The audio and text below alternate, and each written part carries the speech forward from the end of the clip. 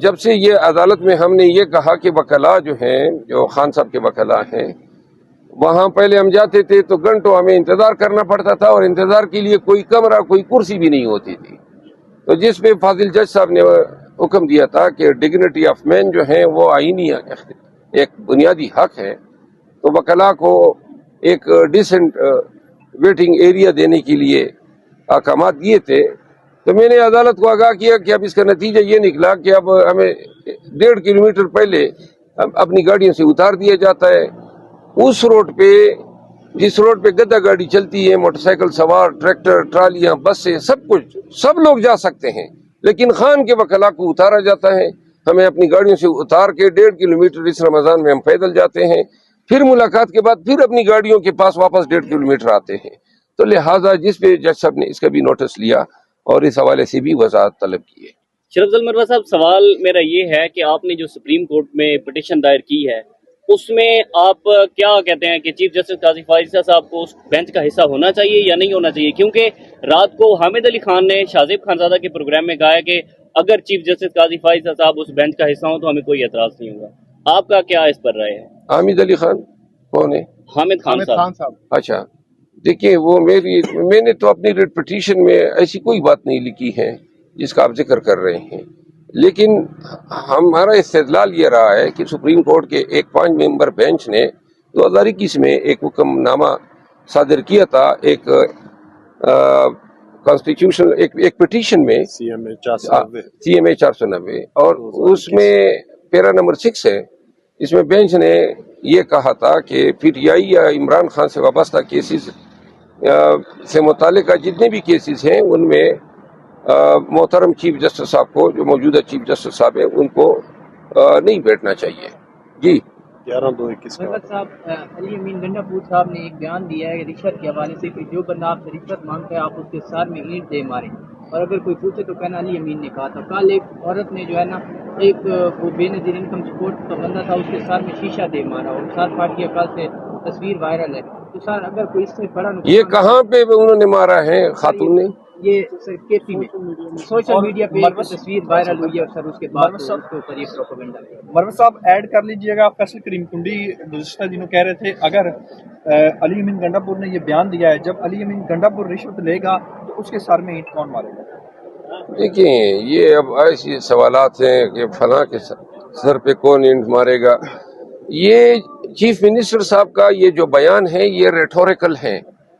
یہ بیسیکلی رشوت خوروں کو وارن کر رہے ہیں کہ اگر آپ اس طرح کام کریں گے تو لوگ مشتعل بھی ہو سکتے ہیں.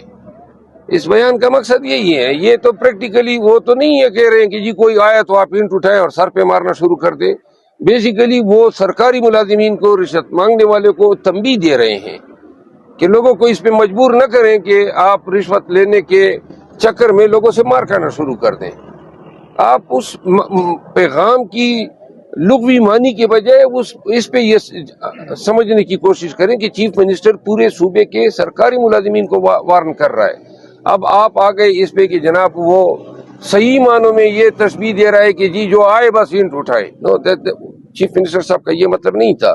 چیف منسٹر صاحب کا مطلب یہ ہے کہ تمام سرکاری ملازمین آگاہ رہے ہیں کہ اگر آپ نے اپنے فرائض کی انجام دہی کے دوران بے ایمانی کرنے کی کوشش کی، عوام کو تنگ کرنے کی کوشش کی، تو عوام کی طرف سے جو بھی رد عمل آئے گا، حکومت جو ہے پاکستان تحریک انصاف کی ایسے لوگوں کے شکایات کا ازالہ کرے گی. بات ہوئی 2-3 معاملات تھے. ایک معاملہ تو خان صاحب کے ساتھ ملاقاتوں پہ پابندی، جس کو بعد بینچ نمبر 7 نے جو ہے وہ انڈو کر دی تھی.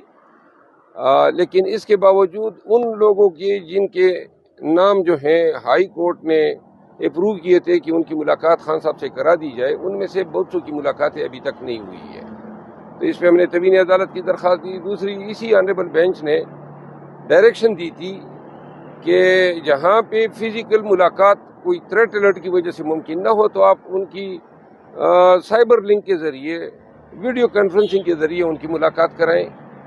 اور وہ بھی انہوں نے تعمیل نہیں کی، بلکہ آج تحریری طور پہ جیل سپرڈنٹ کی طرف سے جو جواب جمع کیا گیا اس میں یہ بتایا گیا کہ जेल मैनुअल में ऐसा कोई कानून ही नहीं है, कोई रूल ही नहीं है जो वीडियो कॉन्फ्रेंसिंग की इजाज़त दें, जिस पे फाजिल जज साहब ने हैरत का इजहार किया जब उनके नोटिस में हम ये ले आए कि उस दिन तो मरियम नवाज साहिबा जो है कोट लखपत जेल में बड़े फख्र से कह रही थी कि मैंने वीडियो कॉन्फ्रेंसिंग के जरिए मुलाकातों की इजाज़त दे दी है, और वहाँ पे बाकायदा वीडियो स्क्रीन भी दिखाई गई।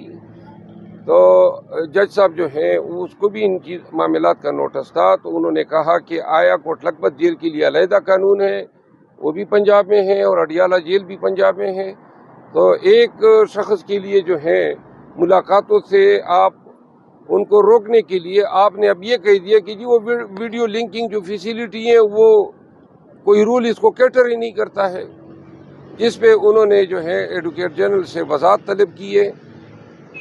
साथ में जज साहब ने जो है हिदायत दी है कि जो अहकामात हुए हैं मुलाकातों की उन पे तामील जो है मुमकिन बनाई जाए। आज अदालत में एक एकेडमिक डिस्कशन हुई कि अदालतों के अहकामात जो हैं उनकी बेतवकीरी हो रही है, और अब जिस पे फाजिल जज साहब ने जो है कमेंट दिए कि काश 200 सिविल सर्वेंट अगर ये मुतफिका तौर पे हल्फन ये इकरार कर लें कि अब हमने किसी गैर कानूनी हुक्म को न मानना है न उस पर अमल दरामद करना है, तो शायद बहुत सारी चीज़ें ठीक हो जाएगी। जिस पे मैंने गुजारिश की कि जो मुल्क में तवाइफुल मलूकी मची है उसकी वाहिद रीज़न यही है कि अब पहले सिविल जज साहब के अहकामात को भी कोई जुरत नहीं करता था, अब तो हाई कोर्ट और सुप्रीम कोर्ट के अहकामात की पामाली जो है वो रोज़मर्रा का मामूल बन गई है। और इस वजह से पेशे वकालत से वाबस्ता और कानून के पेशे से वाबस्ता तमाम लोग हैरान और परेशान हैं कि मुल्क में क्या हो रहा है कि जहां हाई कोर्ट के अहकामात जो हैं ये एक बार नहीं बार बार जो है बुरी तरह जो है पामाल होते हैं। और मैंने मिसाल दी डिप्टी कमिश्नर और SSP इस्लामाबाद के कंटेम्प्ट में सजायाबी की, और मेरा इस्तेदलाल यह था कि अगर इस्लामाबाद में 5-6 ऑफिसर जो हैं जेल भेज दिए जाए तो इस्लामाबाद की हद तक कोई जुरत नहीं करेगा। और मेरा ख्याल है कि मुल्क की तमाम आईनी अदालतों को सोचना चाहिए, ये जो रोज़मर्रा इनके अहकामात जो हैं कभी एक बहाना करके कभी दूसरा बहाना करके ये इंतज़ामी इदारों के लोग या अफसरान पामाल कर रहे हैं, इसका वाहिद इलाज ये है कि जो तवीन अदालत का जो कानून है अब इसका बेदरेग इस्तेमाल होना चाहिए। जो भी तवीन अदालत करें इन हालात में बहुत ज़रूरी है, अशद ज़रूरत है। अगर अदालतों ने अपनी इज्जत और अपनी वकार अपनी मेजेस्टी ऑफ जस्टिस को बरकरार रखना है और एजर्ट करना है, तो फिर मामूली से मामूली हुक्मदूली को भी अब नज़रअंदाज नहीं करना चाहिए, क्योंकि हुक्मदूलियाँ इतनी हो गई है कि इन हुक्मदूलियों के बोझ तले अदालतों का वकार ही ख़त्म हो गया है। तो आज कार्रवाई जो है इसमें मैंने ये भी चैलेंज किया है, एक अलहदा रिट पिटीशन जो मैंने अपने नाम से दायर की है, जो 265 रूल है पाकिस्तान प्रिजन रूल 1978 का, जिसके ज़रिए सियासी डिस्कशन पे जेल में कतगन है। ये 1818 में एक कानून बना था अंग्रेज़ के दौर में, उससे ये मुस्तार लिया गया है। तो इस पे हानेबल जज साहब ने माइकल्स की वरी मुकर्रर की है, और वो भी अदालत की मुआवनत करेगी अगली तारीख पेशी पे। तो ये आज के हालात थे जो मैंने आपको गोश्त गुजार